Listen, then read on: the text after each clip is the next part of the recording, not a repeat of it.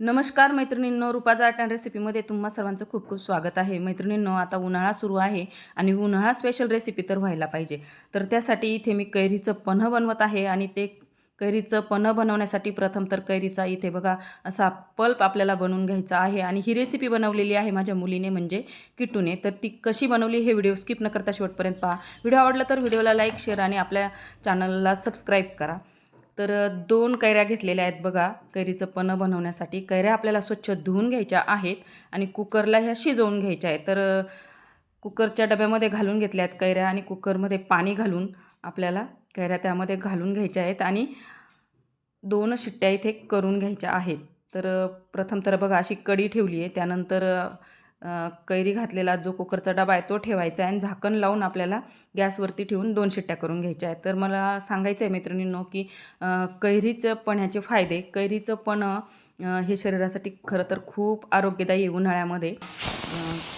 म्हणजे जे उष्माघातापासून आपलं बचाव करतं कैरीचं आणि गुळाचं पन्हं. त्यामध्ये व्हिटॅमिन ए, सी भरपूर प्रमाणात असल्यामुळे आपली त्वचाही तजेलदार राहते आणि डोळ्याचं आरोग्यही सुधारतं. त्यामुळे तुम्ही अवश्य हे कैरीचं पन्हं करून बघा. बघा इथे 2-3 शिट्ट्यानंतर गॅस आपल्याला बंद करायचा आहे आणि कुकर थंड झाल्यानंतर त्यातनं कैऱ्या अशा काढून घ्यायच्या आणि थंड झाल्यानंतरच आपल्याला कैरीची साल काढून घ्यायची. कैऱ्या जर व्यवस्थित शिजल्या ना मैत्रिणींनो, तर साल बघा एकदम अलगद निघते. तर आता 2ही कैऱ्यांची साल इथे आपण काढून घेणार आहोत. आणि मैत्रिणींनो, उन्हाळ्यामध्ये ना शरीराचा असा घाम निघतो आणि शरीराचा घाम निघल्यामुळे शरीर आपलं डिहायड्रेट होतं. तर हे जर कैरीचं पन्हं घेतलं ना तर आपलं शरीर हायड्रेट राहतं. त्यासाठी कैरीचं पन्हं आवश्यक करून पहा. खूप आरोग्यदायी फायदे आहेत. कच्च्या कैरीमध्ये फायबर हे मुबलक प्रमाणात असतं, त्यामुळे आपली पचन क्रिया सुधारण्यास मदत होते. त्यामुळे हे कैरीचं पन्हं तुम्ही आवश्यक करून आणि घेत जा. आणि हे जर याचा पल्प करून ठेवला ना मैत्रिणींनो 3-4 महिने आरामात टिकतो आहे फ्रीजमध्ये. त्यामुळे करून ठेवा आणि वरचेवर आपल्याला पन्हंही करून घेता येतं पल्प जर तयार असेल तर. तर बघा अशा पद्धतीने सर्व आपल्याला कैरीचा गर काढून घ्यायचा आहे आणि हा गर आहे ना आपल्याला वाटीने मोजून घ्यायचा म्हणजे गुळाचं प्रमाण व्यवस्थित घालता येतं. तर 1 वाटी इथे 2 कैऱ्यांचा गर निघालेला आहे. त्यासाठी 1 वाटी इथे गूळ आपल्याला घ्यायचा आहे. त्यानंतर भाजलेल्या जिऱ्याची पावडर घ्यायची आहे.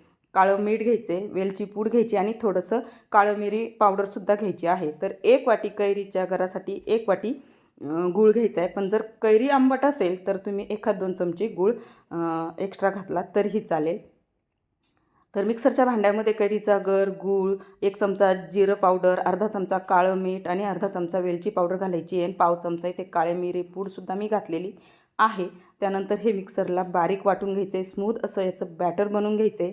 तर मैत्रिणींनो, इथे तयार झालेला आहे आपला कैरीचा पल्प आणि हा पल्प आहे ना 3-4 महिने आरामात टिकतो फ्रीजमध्ये ठेवला तर. त्यामुळे तुम्ही एखाद्या कोरड्या बरणीमध्ये भरून मस्त फ्रीजमध्ये ठेवू शकता आणि आपल्याला पाहिजे तेव्हा आपण कैरीचं पन्हं बनवून घेऊ शकतो. तर मैत्रिणींनो, आता कैरीचं पन्हं कसं बनवायचं आहे हे मी तुम्हाला दाखवणार आहे. तर त्यासाठी 2 ग्लास घेतलेत आणि 2ही ग्लासमध्ये 2-2 चमचे इथे कैरीचा पल्प घालून घेत आहे. बघा अशा पद्धतीने. आणि तुम्ही ही ना रेसिपी जरूर करा. खरंच खूप आरोग्यदायी फायदे आहेत त्याचे. आणि उन्हाळा म्हटलं की कैरीचं पन्हं तर हे झालंच पाहिजे आणि खूप टेस्टी झालेलं आहे पन्हं. नक्कीच तुम्ही असं करून पहा.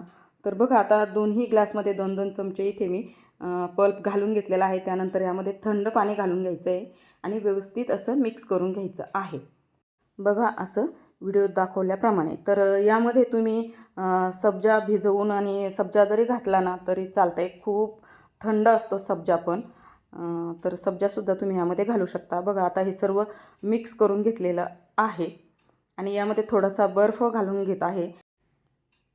बघा 2-2 बर्फाचे तुकडे यामध्ये घालून घेतलेले आहे आणि पुदिना घालून हे गार्निश केलेलं आहे. तर मैत्रिणींनो, कशी वाटली रेसिपी तुम्हाला कैरीच्या पन्ह्याची हे मला कमेंटमध्ये सांगा. तुमच्या कमेंटने ना अशा छान छान रेसिपी बनवायला प्रोत्साहन मिळतं. आणि किट्टूने रेसिपी बनवलेली आवडली का तुम्हाला ते सुद्धा कमेंटमध्ये सांगा. तर चला भेटू अशाच नवीन रेसिपीसोबत. तोपर्यंत बाय.